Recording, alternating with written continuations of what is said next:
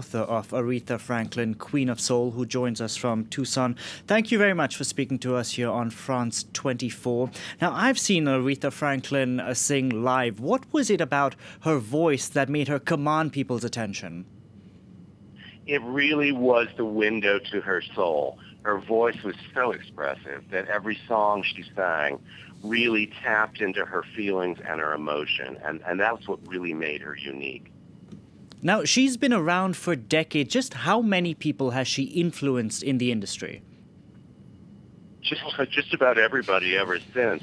I'm from Detroit, Michigan, and even Motown Records back then started changing their tune a little bit and getting a little more soulful thanks to Aretha. Yeah, being right there in Detroit, she was a big influence on all the Motown artists. She knew Berry Gordy Jr. really well. She was friends with the Supremes, the Temptations, and Smokey Robinson, and of course Stevie Wonder, who grew to be one of her biggest supporters. Now, Aretha Franklin was a preacher's daughter. She was influenced by gospel music. But how did she manage to set herself apart right from the start?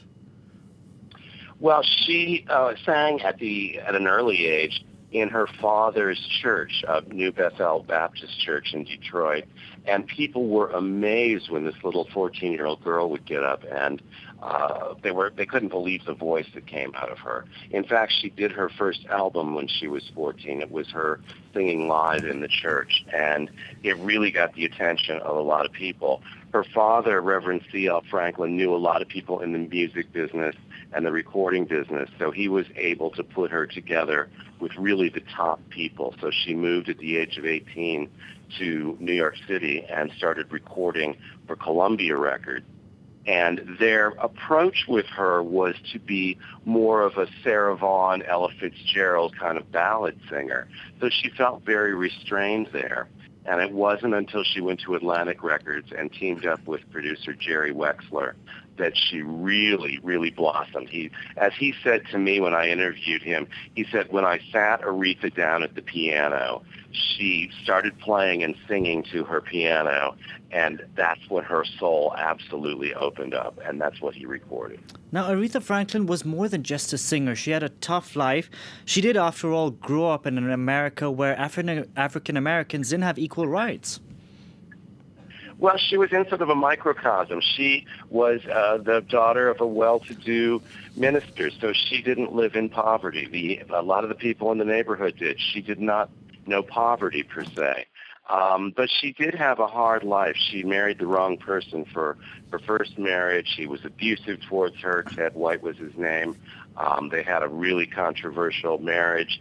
It left her kind of emotionally scarred, and it set up a pattern with men in her life where she felt like her father was trying to dominate her career and make all her decisions for her.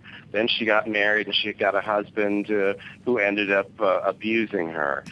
So she felt like she was kind of battered around in her early life. She really became a survivor. Sorry to interrupt you, but very quickly, in your opinion, is there any singer alive today who even comes close to the Queen of Soul? You know, I really would hate to even mention anyone. Even Patti LaBelle tweeted this week that Aretha was still the queen. I mean, people all bow down to Aretha. There is no one quite like Aretha Franklin, and I don't think there ever will be. Clearly, the world has lost an icon there. Mark Bego, thank you very much for joining us on the program.